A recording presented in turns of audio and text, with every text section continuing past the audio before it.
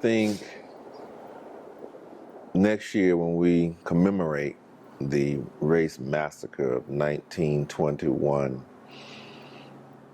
one of the things that I and others are paying close attention to is what is given voice to and what is not, right? You would be very, I can't find a better word, a more diplomatic word besides naive.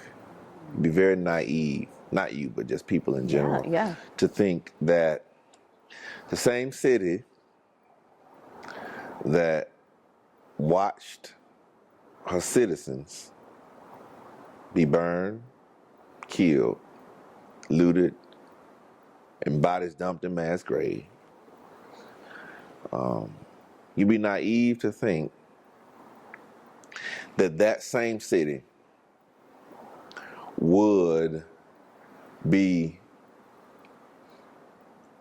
trying to find another diplomatic word, but I can't, very forthright in the display of that history, right? So I just caution people to look at sources, look at who the spokesmen and women are, and follow the money. You know, follow the money. A lot of people have greatly benefited and are benefiting. I can't believe I'm saying this on camera, but are benefiting. But meanwhile, Greenwood is still in the same shape. Meanwhile, the largest landowner in the Greenwood district is the city of Tulsa. The same city that watched it burn to the ground. The same city that still denies culpability for the race massacre of 1921. So just be very careful when you're watching this pomp and circumstance, right? And what's not being said, right? Very few people in this city have to date, elected officials to date, come in support of reparations. So if we're not talking about justice, what we talking about? Is making this place a tourist destination? You know, you are in one of the most historic places in the city of Tulsa. And ask me, what has the city of Tulsa done for Vernon? What has the fire department, police department that didn't arrest anybody? What has this city done for Vernon besides try to buy it for pennies on the dollar back in 2000, 2001?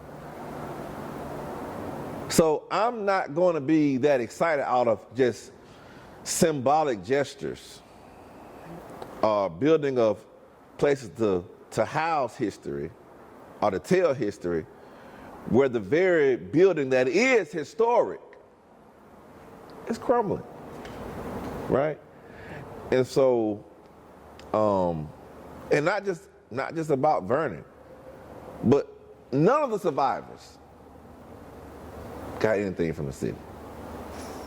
They died, and they're still dying. Hal Singer, the most recent one, died a couple of days ago. Never received anything from the city. And so I'm not excited. I don't use the term anniversary. What I am thankful for is that God's grace has allowed this building to still stand in the midst of it all. Like, to me, if there was a celebration, the only place that can celebrate places like this church that truly has survived the race massacre, in spite of everything. But when I look at that interstate highway that was put after we rebuilt the Greenwood district to further destroy us, So I look out on the horizon and see no more black homes on this stretch. When I see the city owns all this property, it really frankly disgusts me. Because, and I told this to the mayor, the current state of where Greenwood is shows that the white mob won. 100 years later, they won. Because they weren't just trying to kill people. They were trying to divest us of property that they felt was too good for black folk to own. So 100 years later, if black folks still don't own this property, guess what? The white mob won.